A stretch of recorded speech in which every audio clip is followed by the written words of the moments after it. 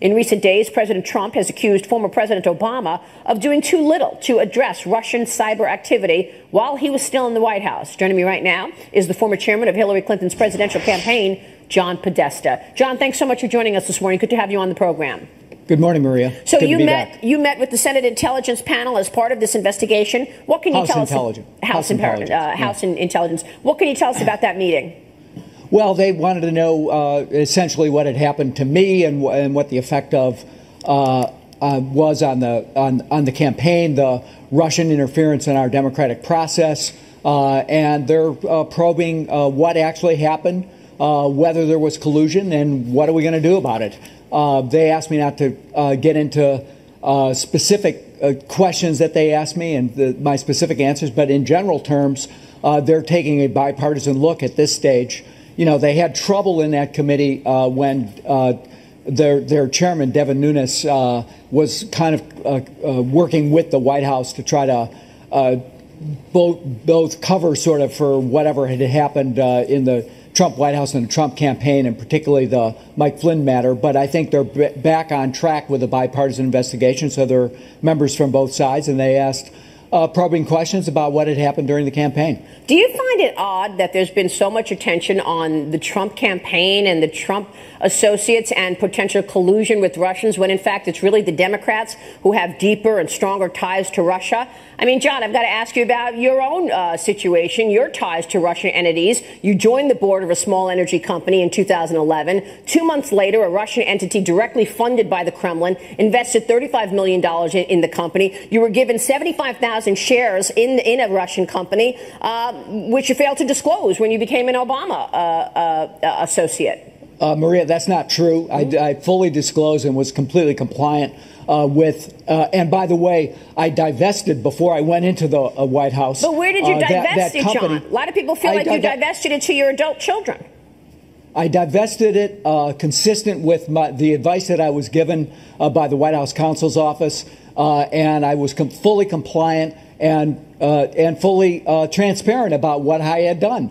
And so the fact that you're picking through my emails that were stolen by the Russians and released by WikiLeaks, and creating a story which is not true is. Something that we have to deal with. So you weren't given 75,000 shares of stock in a Russian company? You were not given 75,000 shares? I didn't have any stock in any Russian company. So go back and get your facts straight, Maria. But that's not true, John. We know that you own 75,000 shares. You were on the board of Joe. It's not a Russian company. They own less than 5%. It's backed by the Kremlin. I didn't own any shares in that company, Maria. When you stepped off the board, you were given 75,000 shares from Joe Lee. That is not true. How many shares were you given, John? Maria, I didn't have any shares in any Russian company. I was on the board of an American company that did business here and only here. The Russian company had a small investment in that company. And we can go around and around the tree. Well, it's widely reported that it's backed by the Kremlin. It's been widely reported that that company's been backed by the Kremlin, and they gave you 75,000 shares that you had to disclose when you went into the Obama administration. Maria, you can keep leveling this charge. It is not true. Okay. They didn't give me anything. They had a small investment in a company I was on the board of. It was a clean energy company that was trying to deal with the issue of trying to produce energy, liquid fuel, from a biotechnology process. It was based in Boston. The Russian company had a very small investment in it. And you could keep saying that they gave me stock, but they didn't. I'm just following all the widely reported information here, John. Well, there's also Hillary Clinton, obviously. Maybe you're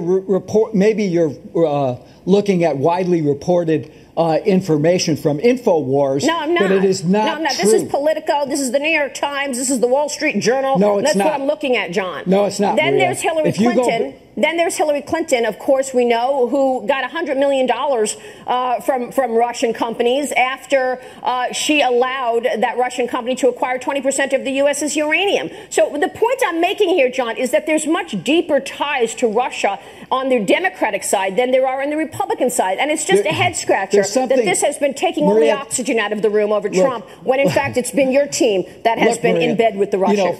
Fox can do whatever it wants to do on this matter. The truth is that Vladimir Putin, at his direction, according to 17 U.S. intelligence agencies, interfered with the U.S. election to help elect Donald Trump. Why was that? That was because Donald Trump had adopted Vladimir Putin's foreign policy, lock, stock, and barrel. He was out on the campaign trail saying that NATO was obsolete. He was trying to make excuses for their intervention in Ukraine. He was talking about eliminating sanctions on Russia because of their intervention and their takeover of Crimea. And so, you could blow a lot of smoke, Maria, but the truth is Vladimir Putin interfered in the U.S. election, and I'm surprised you're not concerned about that the Russians would hack whether it's Republicans or Democrats, that they would hack into commit crimes in the United States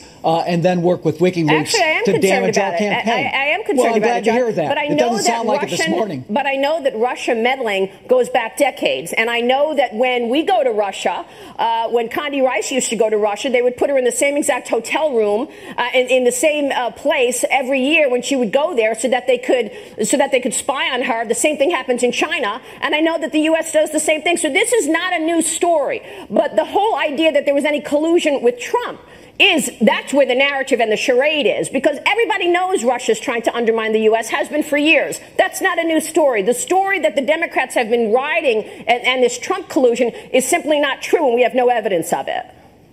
Well, look, I mean, you're talking to the wrong guy. You should be talking to his people about whether they colluded. Mike Flynn was the national was his national security advisor. He had to leave because he lied about his contacts with the Russians within a month of the campaign. When Sally Yates, the acting attorney general, told the White House counsel that Mr. Flynn had been compromised, they did exactly nothing until the Washington Post broke the story. So there's a lot to investigate here, and I'm glad that the House Intelligence Committee has gotten back on track with a bipartisan investigation. Senate Intelligence Committee is doing the same thing. Mr. Mueller's doing the same thing. We'll see where it all ends. Do you think they are going to focus on the Democratic involvement with the Russians as well? Were you asked about any of these things from the House Intelligence Committee this week? I have already told you that I was asked not to talk about specific questions, and I said I would respect that. Okay. But in general terms, I think they're looking at everything. Yeah. So hopefully they, I absolutely have nothing to hide. And I think the facts that you stated at the beginning of this program are wrong. And I think if you go back and check them, you'll find that I'm checking them over and over, John, and it's not wrong. We know that you were given shares in a company that was backed by the Kremlin. You may say it's a company based in Boston, but it was backed by the Kremlin. That's been widely reported, John. Maria, less than 5% of that company was owned was an investment by the Russian company. It was not a backed. Why did you go on the board? Why was that company so attractive to you?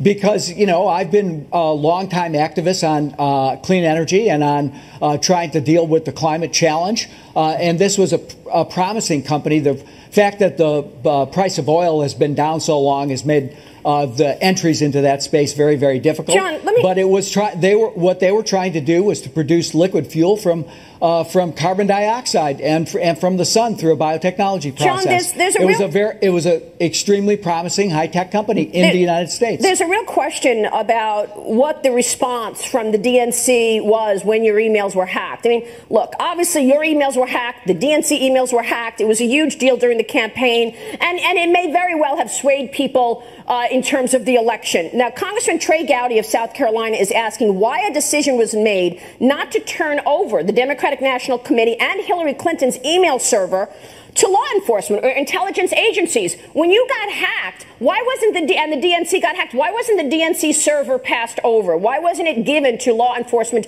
and the intelligence agencies? Did you not want government agencies to investigate this?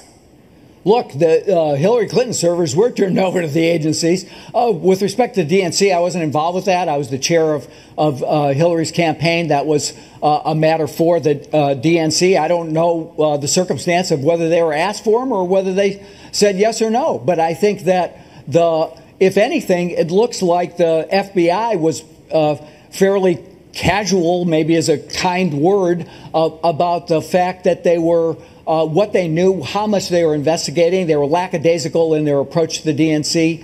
So I think you have to look at the whole picture, and it seems like, if anything, it's on the FBI that didn't come forward and really inform the DNC about what was going on until long after essentially the horse was out of the barn door. Why? I mean, was the FBI just politicized, John? Was that what it was? Know. I mean, okay. I have no idea. Let me move past this issue, John, because in the past week, in the wake of the Republican special election victories, some House Democrats have suggested that Minority Leader Nancy Pelosi step down. They're calling into question her leadership, the party's agenda, even the Democratic brand. Do you think Nancy Pelosi should step down?